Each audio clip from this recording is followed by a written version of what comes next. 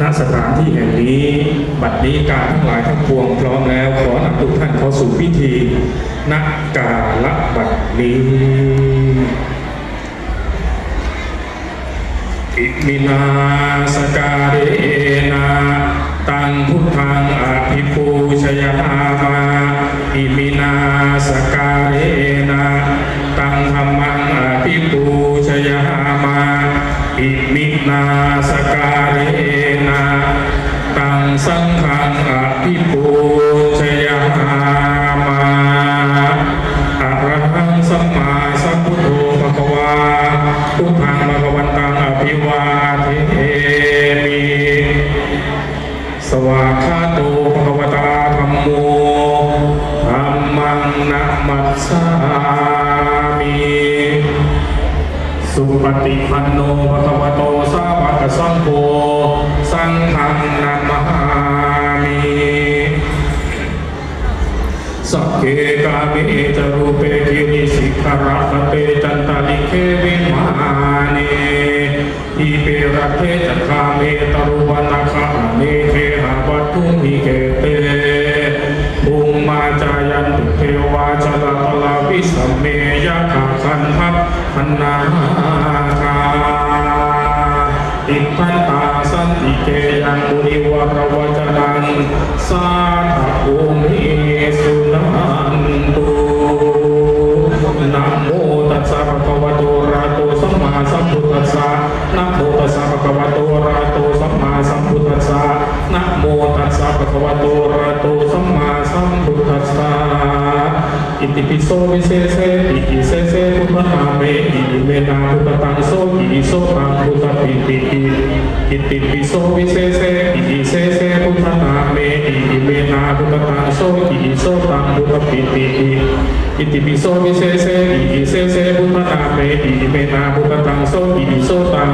พุทธปิติยังมุนิมิตังวมังครัญจาโยจามนาโพสกุณัสสะโพปะปะกะโหตุสุเปนะกตังพุทธานุภาเวนะธัมมานุภาเวนะวินาสเมตุนะปะนะอะโตปะนะกะโตโลอะนะกะอังอุมิอะมิมหิสุตังสุนะพุทธังสุอะนะสาธุเด้อสิทธิอุตกังพุทธคุณังธรรมคุณังสังฆคุณังสารนังคัจฉามินามอันนี้เป็นนามอุตกังอันวิเศษสามารถสังเกตก่อนหายใจก็เหลือ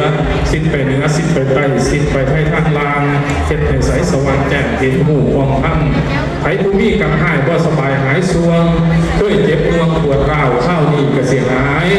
น้ำบินไฟอันนี้พระมุนีจอมปราศาสราเอกแก้วประท่านแล้วจังสิ้นไปพุ่งไปถึงคนไทยในจามปวดพวงก็เสียหายสวงสั่นไม่แห้งคุลึกสวงเศร้าพุ่งไปถึงผู้เฒ่าผมขาวแขวร้อนกสิกับตุ้มแหน่งสองเต่าเต็งตึงพุ่งไปถึงเล็กน้อยกสิลุกเป็นสาวพุ่งไปถึงผู้สาวกสิงามเพื่อนางฟ้า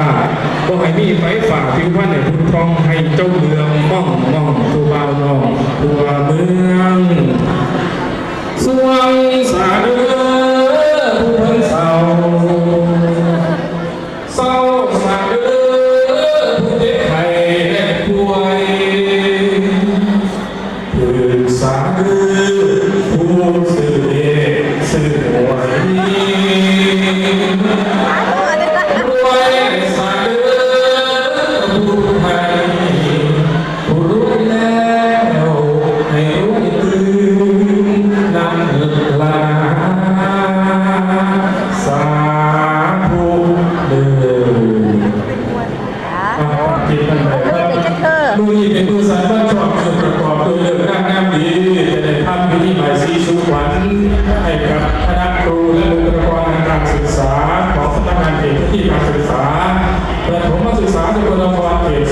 2ที่เกษียณอายุราชการทั้ง84ท่านในวันนี้ขอให้มีความสุขความร่มเย็นเด้อลูกเป็นนักไส้ให้เราเป็นพวกโม่ไส้ให้ลูกให้หาโดนมันยืนนะโมตัสสะภะคะวะโตอะระหะโตสัมมาสัมพุทธัสสะ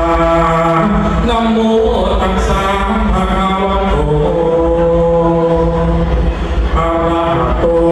สั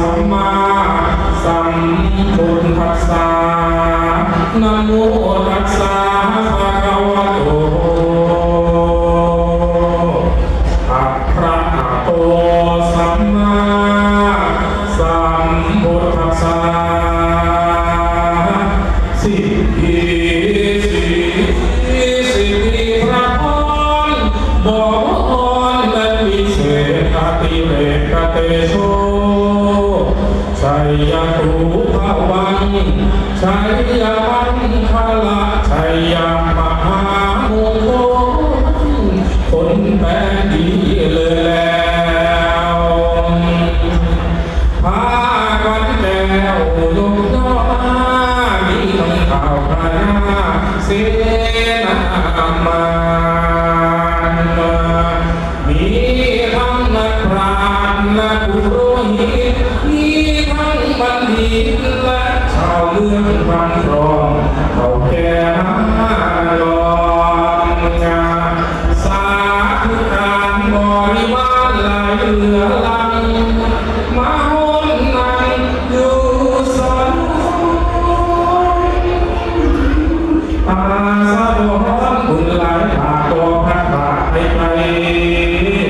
มาโหนใจสมสื่อย่อยยืนมงคลให้เป็นผลอันเดิมสิ่งเดียวสิ่งเดียวพระพุทธวันวิเศษอันมีเลขาเอโสชัยยมังคลาดิเล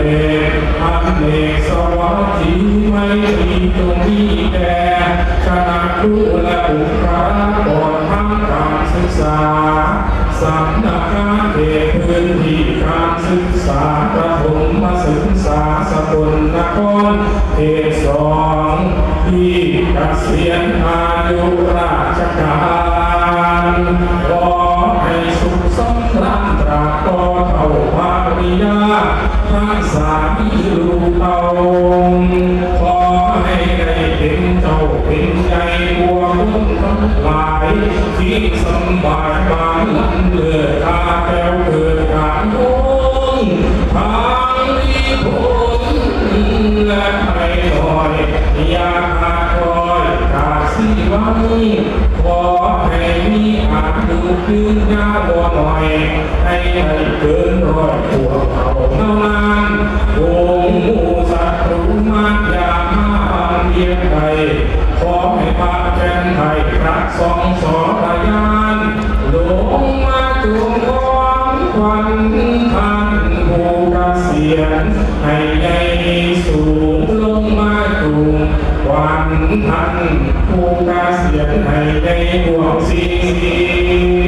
มือนี้แห่งมือมันสีมือนี้แห่งมือมัน